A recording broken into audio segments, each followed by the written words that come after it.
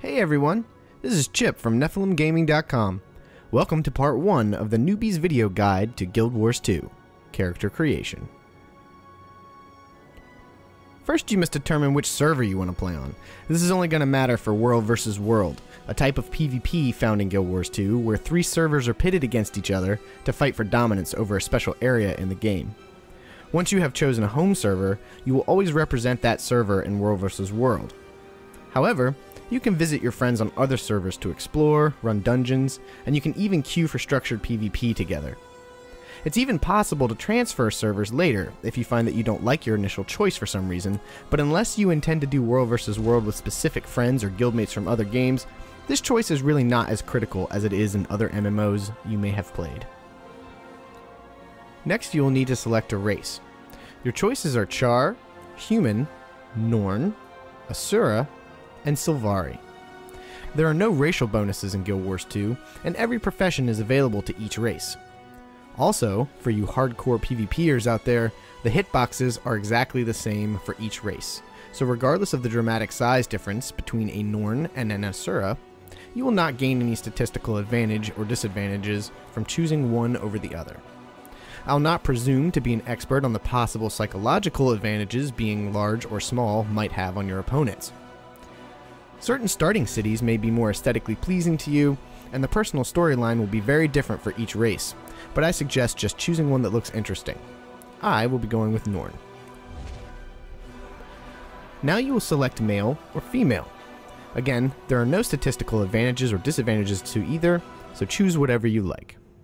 Next, you must select a profession. Your choices are Elementalist, Warrior, Guardian, Engineer, Ranger, Necromancer, Thief, and Mesmer.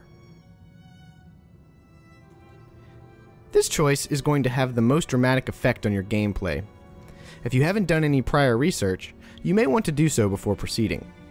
I won't go into any great detail on the professions here, but I will give you a brief overview of each.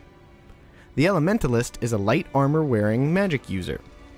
They use the 4 elements in different ways to do damage to enemies and protect and heal allies. The Warrior is a master of weapons and heavy armor. They have access to the most weapons and combinations of weapons in the game. They are primarily a melee class, but they can use bows and rifles as well.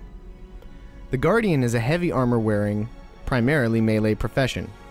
They can create protective wards and shields around themselves and allies, as well as summon spiritual weapons to attack their enemies. The Engineer is entirely a ranged profession, wearing medium armor. They can use the technology in the world to drop mines, throw grenades, and even light enemies on fire with a flamethrower. The Ranger can be either melee or ranged, and uses medium armor. They can use animal companions to augment their own abilities. The Necromancer is another light armor wearing caster class. They can summon undead and other creatures to augment their powers. The Thief is a medium armor wearing master of sneaking in, bringing a world of pain, and sneaking back out again. The Mesmer is a light armor wearing master of illusions. They create duplicates of themselves to confuse foes and even explode on them. I'm going to choose a warrior for this character. The 3 buttons located here are fairly self-explanatory. The magnifying glass toggles between a full body view and a close-up on the face. The helm icon is for toggling your armor on and off. The light bulb icon toggles between a bright lighting environment and a dark environment. I highly recommend playing with the lighting if you are creating a Sylvari, because they glow in low light and that could be customized as well. At this point, you can spend as much or little time as you like customizing your character. I know what I want this character to look like, so I'm going to go very quickly through this portion, but I encourage you to take as much time here as you want.